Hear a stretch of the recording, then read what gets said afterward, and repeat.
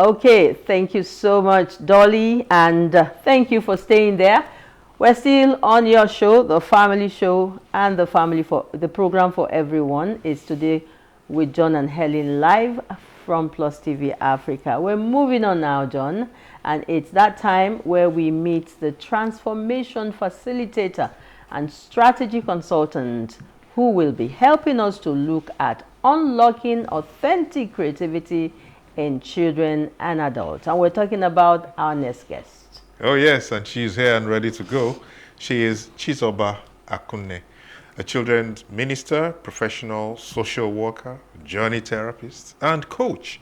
Our guest is founder, NEC Topple, a capacity development organization set up to provide solutions in the areas of growth, productivity, and creativity of professionals and entrepreneurs. As also a facilitator, a coach and facilitator, Chizoba Akunne has distinguished herself as one of the most renowned therapists and entrepreneurship speakers in the country today. Let's turn our attention to her now, Chizoba Akunne.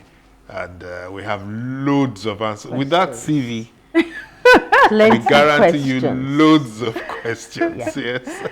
You're welcome. Thank you for coming. Thank you so much. It's an amazing time having to come to sit with you and then to have this conversation. Yes. And thank you so much for pronouncing my name very well. Akunne.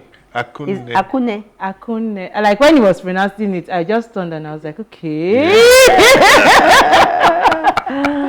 Akunne. All right. Once again, it's a pleasure to have you join us in the studio. Now, could you please elaborate on the concept of unlocking authentic creativity in both children and adults, and how does it differ from conventional approaches to creativity development? Okay, first of all, I believe that there is a child in every child that must be preserved to reach their authentic creativity. A child in every child. Yes, and there is a child in every adult that must be helped to get to that same authentic creativity. But what happens is that during childhood, for a lot of us, we had different things that paused our creativity, right? And some of the things were unknowing. Simple things like always saying no, simple things like going through trauma in childhood, either because of neglect wounds or some of the wounds that can happen during childhood. And so what happens is that there is that tendency to want to conform to what you feel everyone will be most comfortable with. And the moment you begin to conform, because the truth of the matter is a photocopy would always be a photocopy. The best you can always be is a clearer photocopy, right? And so basically what I am trying to do in my own little corner is ensure that as a child, we start early to work with you, so that you can achieve purpose early, whatever it is, whatever purpose is to you. And you have to be comfortable in that space. And as an adult, finding out at what point did I experience a pause in my life. So we journey back to your past, get to that point, heal you of those hurts and traumas, and then we can begin to plan your future going on from there. So it doesn't have to be, because a lot of people will say, is it only as a professional? Is it only as a this? Or I always say, even if you are a stay-at-home mom, if that's what you desire to be, right, you could be the best version of that. So basically, you're going to be the best version of yourself, not the best version of someone else. And I feel if we have more of this, there will be limited competition in the society, and there will be more innovations, because if two people are selling the same thing, you bring your own flavor into it, you bring your innovation into it, you bring your personality into it, and you find out that you get to your own niche of customers, and then you collaborate and not compete. Okay, so if I get you right, what you're suggesting or what you're saying is that at some point there may be a disconnect, yes, or we may lose our authentic self, our authentic childhood. Yes. Yeah.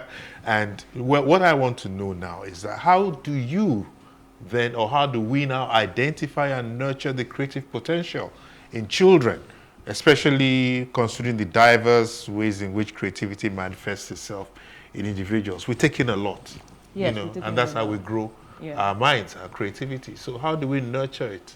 Okay, so I'll first of all, thank you for that question. I'll first of all say that as parents, as caregivers, as uncles, aunties, as long as you have a child within your space, allow the child to thrive.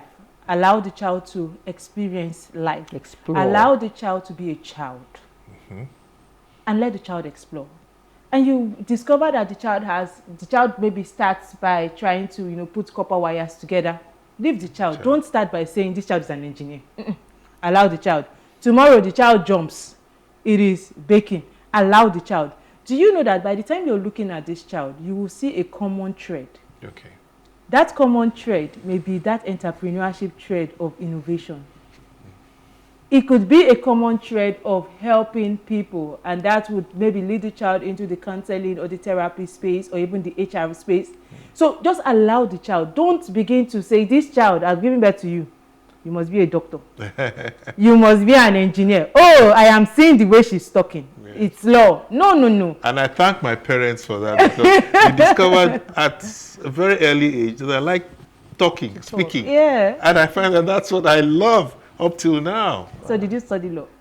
No, I didn't. Oh. I'm actually a speech coach. He's speaking every day. I talk every day. The man talks too much, actually. No, but that's because they allowed you to speak. They allowed me but to speak. For most parents, what they would do is, oh, you're talking too much. You're much. giving me a headache. You're talking too much. Oh, please, could you just zip it? Could you just move? In fact, you know what? Just go to your room, please. I'm tired. Yes. That's what most people would do. But I always say, if a child is talking, allow the child to talk.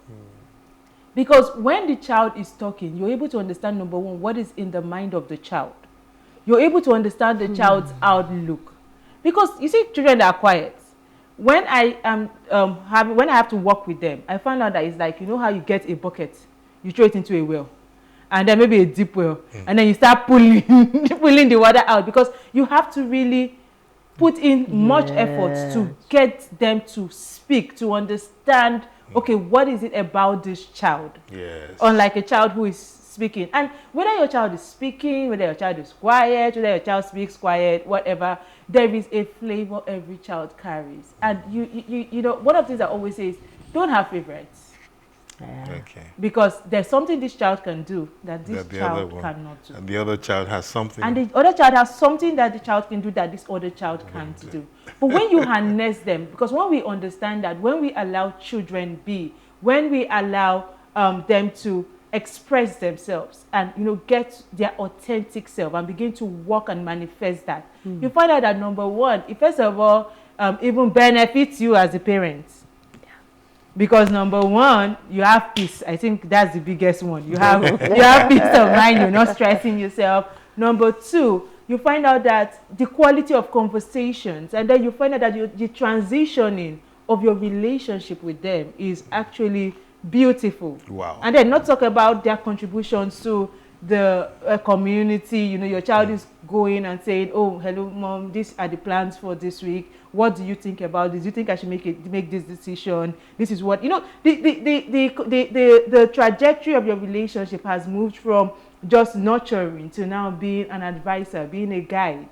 And you're also going through that process of rediscovering yourself. Because self-discovery, as I always say, is a daily occurrence. It's something that happens. The only people that really stop discovering themselves is when you're in the grave, or I'm really feeling your passion. You've never even started that journey at all. You see, the good thing about talking with people like this is they're just sharing, they're just pouring out themselves, because this is the life that is you. Every minute, every second. I can feel it. You wake, you're waking up from sleep. From the moment you stepped in. Yeah. The warmth and all of that. So in your experience, kindly let us into some of the common barriers that you have found to hinder adults from tapping into their innate creativity, and how can these barriers be overcome? Okay, so I'll first of all say that one of them is childhood hurts and traumas. That's one of the ways that they are prevented. Either they suffered, there are different wounds you can suffer as a child. Either because your parents didn't care for you, they didn't love you, So that's one of the Or they reasons. overcared and overloved. Overcared and overloved, and they were helicopter parents, right? So, so yeah, that's one of the reasons. Another reason could be that you're afraid of stepping out. So you could come from a family where you are loved, you are supported, but then you're feeling that, okay, I'm afraid to step out. I'm afraid to do this. Nobody has really done this.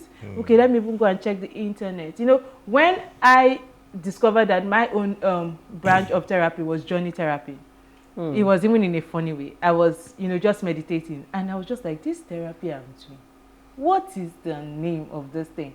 And it just occurred to me, journey therapy. I was like, journey therapy, I've never heard that one before. What does that mean? So I had to, exactly, so I had to go to the internet to say, what is even this journey therapy? And then I found out that, oh, it's something that they practiced in the East. Okay. But it's coming back. You know, life is in circles, right? Okay. So it's something that is coming back. So yes, it has a bit of esoteric psychology. It has a bit of self-discovery. It has a bit of emotional intelligence. It has a bit of inner child healing. So it's just a component of all of them. So, you know, there's just a tendency to say, nobody is doing this thing around. If I start now, we church people not say that there's something wrong with me. You understand? But even if, so you have to let go of that fear. Yeah. And step in. Just do it. See, it's better you do it and then you fail. When you fail, you know that, okay, this is the wrong way to do it. And you will learn from. And then you now do it. Another thing is that even that fear of failure is one of the reasons why people have not been able to do that. Because they just had one or two no's, one or two failures. And it's amazing. So that's why I always tell people, what do you do with your phone? What are you watching when you go online? You're subscribing, you're getting data. This data must not waste now. It's not just to laugh, right? There are other things we can do. And, you know, it's amazing because when you begin to listen to other people who are sharing their experiences, and when I say sharing their experiences, they are telling you, I started from here, and this was the projection, and this was the projection, not the ones that you just say, I approve. No. The ones that can share, you know, their story. You find out that they had rejections, but they were able to overcome that rejection. And another thing is this. And so there's actually another thing, which is so much noise. A lot of people, they don't stay quiet. They're afraid of quietness. They're afraid to hear themselves speak. You see, when I was growing up, I know that there was a time when I enjoyed quietness, and then I would suddenly stand up and I'll say, wait, am I on earth? How do I know I'm on earth? You know, and I pinch myself to say, okay, I'm on earth. I'm on earth. I'm still here. You know, and I walk around and I'm looking, and this could be in the night, and I'm saying, okay, so you mean I'm here? So what exactly am I even doing here? Like these things I was doing was like 8, 9, 10. As young as that. I'm telling you, as young as then. And so my parents always had this, they were always bothered that, oh, she has insomnia. She didn't have insomnia because she had slept a bit. And then maybe when they woke up, they saw me awake. You're sleepwalking. and you know, they went to sleep and I was awake. And then I'm just walking around. And then I sit down and then I begin to think. See, when you begin to think, when you enjoy your own company, the truth is, yes, first of all, it's scary, but then you begin to ask yourself questions. What do I want to be remembered for? Do I just want to come to this earth, you know, just get married, have children? Because the truth is, if you don't find yourself, the quality of children you would have, the quality of spouse you would attract would not really would just be me, myself, and my family. It won't extend to the community. It won't extend globally. And just think about if everybody has sat on their horse and refused to discover themselves. So whatever is limiting you, I always say that, first of all, you as an individual, you know a bit of it. And maybe you've decided not to explore it. And so when you discover, okay, I've discovered that maybe this is the reason why I have not started on this journey, then the next thing I'll say is, okay, get somebody to work with.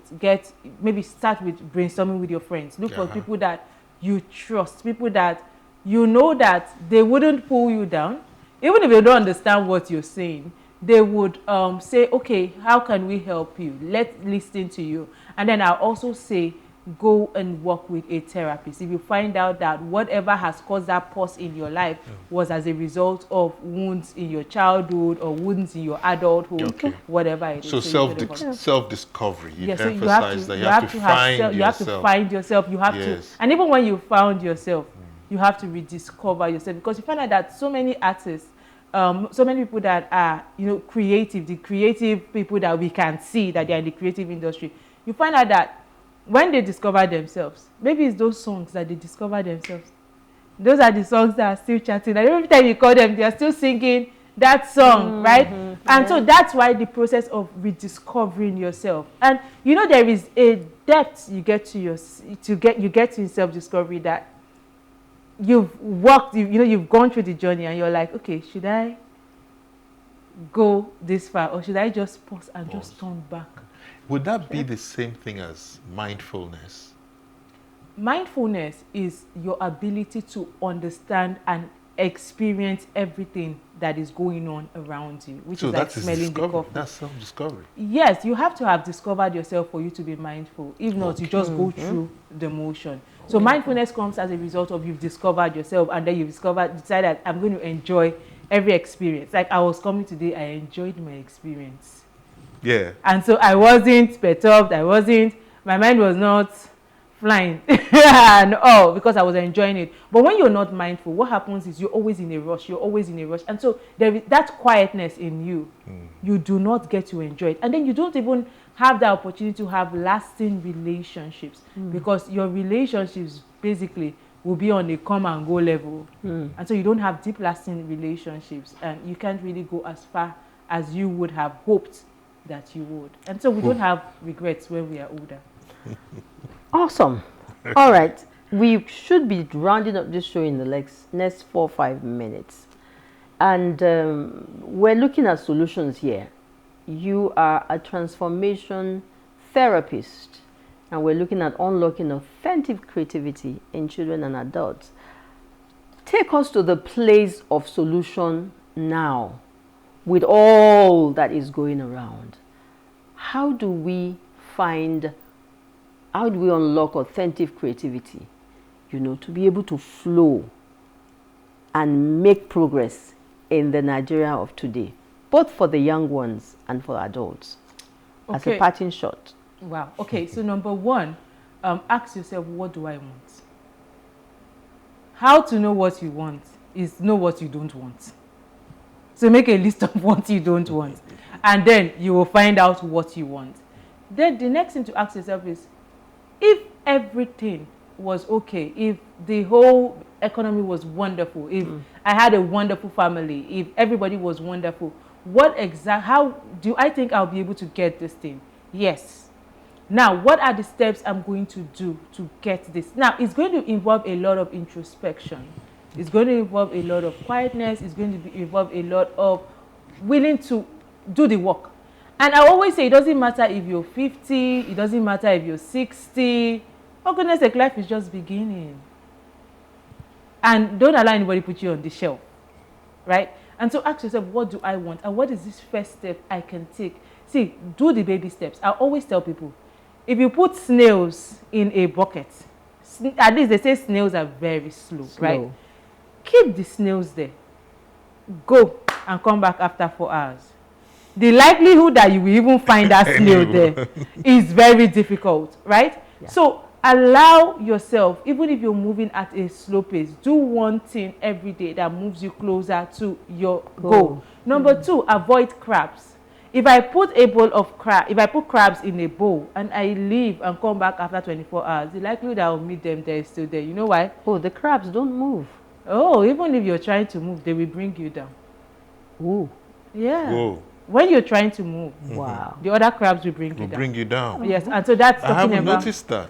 So okay. You can. That's why if you notice when they sell crabs, they don't cover it. What are you covering? So the community of crabs, there's a lot of competition, and not competition. There's a lot of stay where we are. Where are you going to? Where are you going to? So if you have those kind of people around you, I would say number one, have boundaries. Okay. Have boundaries, because when you go and share, and that's why I always say it's very important to know who you're sharing your plans and your goals and your aspirations with. Okay. So share with people that would not pull you down as a crab. Yeah. And no matter how your steps are slow, like the snail, Just keep going. going. Oh, Lord.